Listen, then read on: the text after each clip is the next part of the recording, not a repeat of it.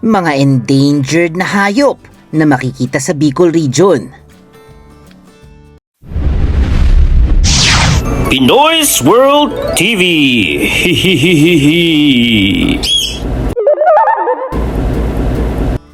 Number 12, Philippine Brown Deer o Rusa Mariana. Isa itong usa na likas lamang sa Pilipinas at naitala sa mga kagubatan ng Catanduanes at Bulusan Volcano Natural Park sa Sorsogon. Karaniwan itong may kayumangging balahibo, maputing ilalim ng buntot at sungay ang mga lalaking nasa hustong gulang na. Tahimik itong kumikilos lalo na sa madaling araw o dapit hapon habang naghahanap ng damo, dahon, usbong at mga nahulog na prutas. Mahalagang usa dahil nakakatulong ito sa pagkalat ng ilang buto at nagsisilbing bahagi ng natural na food chain sa kagubatan. Ngunit bihira na itong makita dahil sa pangangaso at pagkasira ng tirahan. Vulnerable species na ito, ibig sabihin mataas na ang posibilidad na tuloy nang bumaba ang populasyon kapag hindi napigilan ang mga banta. Ang isang bakas ng paa sa masukal na gubat ay maaaring palatandaan na may natitira pang Philippine deer sa lugar na yan. Number 11, Philippine Warty Pig o Sus philippensis. Huwag maliitin ang itsura nitong parang ordinaryong baboy ramo. Ang mga lalaking adulto ay maaaring magkaroon ng nakausling bahagi sa mukha na tinatawag na facial warts, mahabang pangil at makapal na buhok sa batok na nagmumukhang palong kapag nananakot o nakikipaglaban. Naitala rin ito sa Catanduanes at Bulusan. Omnivore ang hayop na to, kaya kumakain ito ng mga ugat, bunga, dahon, insekto, bulate at maliliit na hayop. Sa paghuhukay nito sa lupa, naghahalo ang mga sustansya at nakakatulong sa pagtubo ng mga halaman, parang natural na magsasaka ng kagubatan. Ngunit dahil sinisira rin nito ang mga pananim, madalas itong tugisin. Dagdag pa rito ang pangangaso para sa karne, pagkawala ng kagubatan at pagkikipaghalo sa mga alagang baboy. Vulnerable na rin ang Philippine Warty Pig. Sa mga lugar na maraming tao, maaari itong maging mas aktibo sa gabi upang makaiwas sa panganib. Number 10, Grace Monitor or butaan or kilala rin sa Varanus olivaceus. Isa itong malaking bayawak na naitala sa Catanduanes. Maaari itong lumampas sa 1 metro ang haba at mahusay itong umakyat sa puno gamit ang mahabang kuko at malalakas na buntot. Ngunit ang pinaka-nakakagulat na katangian nito ay ang pagkain. Hindi tulad ng maraming bayawak na pangunahing kumakain ng karne. Maraming bahagi ng diet ng butaan ay hinog na prutas, lalo na ang bunga ng pandan. Kumakain din ito ng kuhol, alimango, insekto at itlog. Dahil nilulunok nito ang prutas at nilalabas ang buto sa ibang lugar, mahalaga itong tagapagkalat din ng binhi sa kagubatan. May lapit ito at kadalasang tumatakas kaysa lumalaban sa tao. Gayunpaman, hinuhuli pa rin ito para sa karne at illegal pet trade, habang nababawasan ang tirahan dahil sa pagtotroso at pagsasaka. Vulnerable ang Grace Monitor, kaya presensya nito ay magandang senyales na buhay pa ang natural na kagubatan dito. Number 9, Mount Isarog Shrew Mouse. Ang hayop na kasinlaki lamang ng palad. Ito'y tinatawag ding Arcboldomys luzonensis. Sa buong planeta, sa Mount Isarog lamang ito tiyak na kilala. Kapag tuluyang nawala ang populasyon nito sa bundok na yon, mawawala rin ang buong species sa mundo. Hindi ito totoong shrew kundi isang maliit na endemic rodent na may pahabang nguso, maliliit na mata at katawang angkop sa malamig at basang sahig ng montane at mossy forest. Kakaiba rin ito dahil aktibo ito maging sa araw. Kumakain ito ng earthworm at iba pang maliliit na invertebrate na matatagpuan sa lupa at ilalim ng mga nabubulok na dahon. Vulnerable species na ito. Ang pinakamalaking problema nito ay ang napakaliit na saklaw ng tirahan.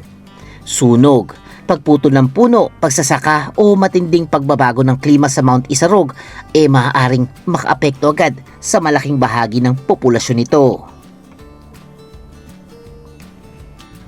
Number 8. Isarog Shrew Rat. Isa pang eksklusibong residente ng Mount Isarog. Ito'y tinatawag ding Rhinchomis isarogensis. Mas mukha itong maliit na shrew kesa sa ordinaryong daga dahil sa napakahaba at matulis ng uso, maliliit na mata at payat na ulo. Ang kakaibang nguso nito ay parang natural na probe na ginagamit sa pagsinghot ng mga bulate sa ilalim ng dahon at malalambot na lupa. Kadalasan itong gumagala sa gabi at sa matataas na montane forest. Humigit kumulang 1,125 hanggang 1,750 meters mula sa sea level. Pangunahing pagkain nito ang earthworm at iba pang malalambot na invertebrate. Halos hindi ito interesado sa butil o prutas. Kaya ibang-iba ang ecological role nito sa karaniwang daga na makikita sa bahay. Vulnerable din ang Isarog Shrew Rat. Hindi man ito hinuhuli para kainin, nasa panganib pa rin ito dahil iisang bundok lamang ang tahanan nito. Ang pagprotekta sa kagubatan ng Mount Isarog ay literal na pagprotekta sa buong mundo ng species na ito. Number 7. Philippine Hook Eagle or Nicetus philippensis. Isang endangered na agila ng kagubatan. Naitala ito sa Mount Isarog at may mga individual ding nasagip at napakawalan sa Catanduanes. Meron itong matalas na dilaw na mata, malakas na mga kuko, malapad na pakpak at kapansin-pansing crest o kumpol ng balahibo sa ulo. Hindi ito kasing laki ng Philippine Eagle, ngunit mabangis itong mga ngaso. Mula sa mataas na sanga, tahimik nitong minamatyaga ng mga ibon, butiki, ahas at maliliit na mamal bago biglang susugod. Bilang forest predator, tumutulong itong kontrolin ang populasyon ng ibang hayop at mapanatili ang balanse ng ecosystem. Kailangan ito ng malawak at magkakadugtong na kagubatan upang manghuli at magparami. Kapag pira-piraso ang forest, dahil sa logging, kalsada at sakahan, lumilit din ang teritoryo nito. Dagdag pa rito ang pamamaril at illegal paghuli. Kaya ang bawat Philippine Hook Eagle sa Bicol ay mahalagang tagapagbantay ng ating natitirang kagubatan. Number 6. Giant Golden Crowned Flying Fox. Acerrodon jubatus, isa sa pinakamalalaking paniki sa mundo. Naitala ang mga kolonya nito sa Bacman area ng Albay at Sorsogon, kung saan mahigit 700 individuals ang naiulat sa isang monitoring effort. Makikilala ito sa ginintuang balahibo sa ulo, maitim na pakpak, napakalawak na wingspan na maaaring lumampas ng 1 metro. Sa kabila ng nakakatakot nitong laki, prutas ang pangunahing pagkain nito. Mahilig ito sa igos at iba pang katutubong bunga. Umaasa ito lalo sa mahusay na paningin at sa pang-amoy sa paghahanap ng pagkain sa gabi. Habang lumilipad at dumudumi sa malalayong lugar, kinakalat nito ang mga buto. Dahil dito, tinatawag ang malalaking fruit bat na mga forest gardener. Endangered species na ito dahil sa pangangaso at pagkawala ng roosting at feeding trees. Mabagal din itong dumadami. Kadalasan, iisang anak lamang ang niluluwal ng inahin. Kapag nasira ang isang malaking kolonya, maaaring abutin ng maraming taon bago pa ito makabawi. Number 5. Green Sea Turtle or Chelonia midas na nakikita at nasasagip sa mga baybayin ng Sorsogon, Catanduanes at mga karatig dagat. Kapag adulto, pangunahing kinakain ito ang mga seagrass at algae, kaya mahalaga ito sa pagpapanatiling malusog ng seagrass beds. At hindi green turtle ang pangalan nito dahil berde ang shell.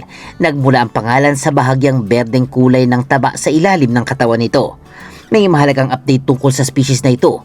Noong 2025, ibinaba ng IUCN ang pandaigdigang conservation status ng green turtle sa least concern matapos sa malaking pagbangon ng ilang populasyon nito. Pero Sa pambansang listahan ng Pilipinas, nananatili itong endangered at mahigpit na pinoprotektahan. Pinakita nito na marami at maaaring gumanda ang pandaigdigang bilang, ngunit delikado pa rin ang mga lokal na populasyon. Banta rito ang pagkakasabit sa mga lambat, pagkain ng plastik, pagkuha ng itlog, pagkawala ng nesting beach at pag-init ng buhangin dahil sa climate change. Ang pagligtas sa green turtle, pagligtas din sa seagrass ecosystem na tirahan ng napakaraming isda. Number 4. Hawksbill turtle or Eretmochelys imbricata, isang critically endangered na pawikan na naitala at naisagip sa Catanduanes. Madali itong makilala sa matulis at kurbadong tuka na parang lawin, magkakapatong na kaliskis sa shell at bahagyang lagaring gilid sa likod ng carapace. Espesyal ang diet nito dahil pangunahing kinakain ito ang sea sponges sa coral reef. Kung walang hawksbill, maaaring dumami ng sobrang ilang sponge at maaagawan ng espasyo ang mga corals. Kaya kahit hindi ito kasing dami ng ibang pawikan, napakahalaga ng papel nito sa kalusugan ng bahura. Sa kasamang palad, ang magandang shell nito ang naging dahilan ng matinding pagpatay noon upang gawing alahas, suklay at dekorasyong tinatawag na tortoise shell. Kahit pinagbawal na ang karakalan, nananatili ang iligal na bentahan dito. Dagdag pang bycatch, pagkasira ng coral reef, plastic at pangolekta ng itlog. Kapag nakakita ka ng pawikan, huwag hawakan, sakyan o harangan. Huwag hayaan na saktan to ng mga tao. Halaan lang lumangoy. Number 3. Pelagic thresher shark or Alupias pelagicus, isang endangered na pating na nadokumento sa mas malawak na Ticao-Boreas Pass seascape. Ang pinakakaibang bahagi nito ay ang upper lobe ng buntot na halos kasing haba ng katawan. Hindi lamang ito palamutiha, ginagamit itong panghampas o latigo. Kapag nakakita ng grupo ng sardinas o iba pang maliliit na isda, binibilisan nito ang paglalangoy at bigla na lang siyang naghahampas sa tubig gamit ang buntot. Ang shock at direktang tama ay nakakagulat o nakakapagpatumba sa mga isda. Saka nito kinakain ng mga ito. Isa ito sa pinakakaibang hunting technique sa karagatan. Maaari itong umabot sa humigit kumulang 3.7 meters, ngunit mabagal itong lumaki at kakaunti ang mga anak, karaniwang 2 lamang sa 1 liter. Dahil dito, hindi nito kayang palitan agad ang mga nahuhuli sa longline at gillnets fisheries. Hindi ito kilalang agresibo sa tao.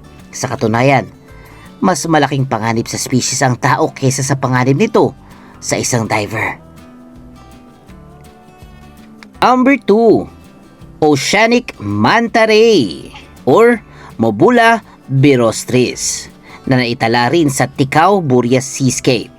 Ito ang pinakamalaking ray sa mundo at maaaring magkaroon ng wingspan na humigit kumulang 7 metro. Para itong higanteng ibong lumilipad sa ilalim ng dagat, ngunit plankton lamang ang pangunahing pagkain nito. Gamit ang 2 cephalic lobe sa harap ng ulo, tinutulak nitong tubig na may plankton papasok sa bibig. Bagamat napakalaki, wala itong makamandag na tinik sa buntot at hindi ito mangangaso ng tao. May natatanging pattern ng mga batik sa ilalim ng katawan ang bawat mata. Parang fingerprint na ginagamit ng researchers upang makilala ang bawat individual. Endangered ang oceanic manta ray. Napakabagal nitong dumami. Kadalasan isang pop lamang ang niluluwal at mahaba ang pagitan ng bawat pagbubuntis. Kaya kahit kaunting pagkamatay mula sa bycatch or targeted fishing, mabigat sa populasyon nila. Sa manta encounters, panatilihin ang distansya at hayaan yung kusang lumapit.